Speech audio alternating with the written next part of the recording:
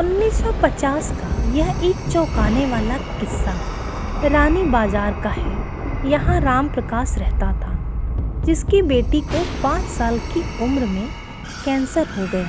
कई डॉक्टरों को दिखाने और इलाज कराने पर भी उसमें किसी तरह का सुधार नहीं आया। होते होते एक रात कैंसर ने उसकी जान ले ली। उस बच्ची की जान रात को करीब 1 बजे गई थी। उसी रात को पास के ही एक गांव की महिला मोहिनी को एक ट्रक ने टक्कर मार दी थी। मोहिनी के परिवार वालों ने पूरी विधि के साथ उसके अंतिम विदाई दी। अब बच्ची के परिवार वाले भी उसे दफनाने के लिए जंगल की तरफ निकले। जंगल जाते समय अचानक से उस लड़की के शरीर में हलचल हुई। सभी हैरान हो गए कि मृत लड़की का शरीर कैसे हिल रहा। थोड़ी ही देर में लड़की जिंदा हो गई। उसके परिवार वाले खुशी खुशी उसे अपने साथ घर ले आए। किसी को इस बात की भनक नहीं थी कि उस लड़की के अंदर उसी रात ट्रक से टकराने वाली मोहिनी की आत्मा घुस गई थी। बच्ची जब से मौत से लौटकर आई थी, तब से ही उदास और चुपचाप एक कोने में बैठी रहती थी। एक दिन उसकी माँ ने उसे खुद अपने हाथों से खाना खिलाया और मामा के घर ले जाने की बात कही।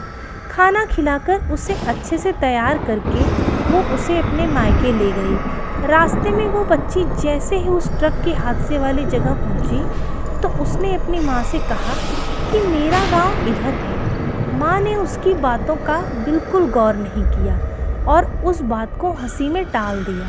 कुछ ही देर में वो अपनी बेटी के मामा यानी अपने भाई के घर पहुंच गई। 1-2 दिन बाद मामा जी के घर के आसपास ही बच्ची के अंदर घुसी मोहिनी को अपनी पड़ोसन सिमरन दिखी। उसने जोर से उसे नाम से पुकारा।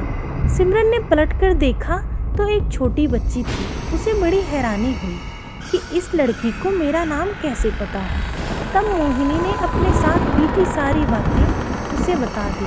उसने कहा कि मेरे परिवार वालों ने मेरी मौत से ही पहले मुझे जला दिया था, इसलिए मेरी आत्मा भटक रही है। उसी दिन इस लड़की की भी मौत हो गई थी, तो मैं इसके शरीर में घुस गई। सिमरन ने ये बात अपने गांव जाकर सबको बता दी।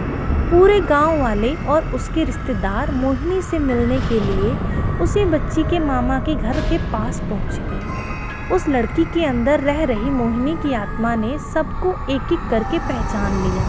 कुछ देर बातें करने के बाद वो अपने परिवार वालों के साथ अपने घर चली गई।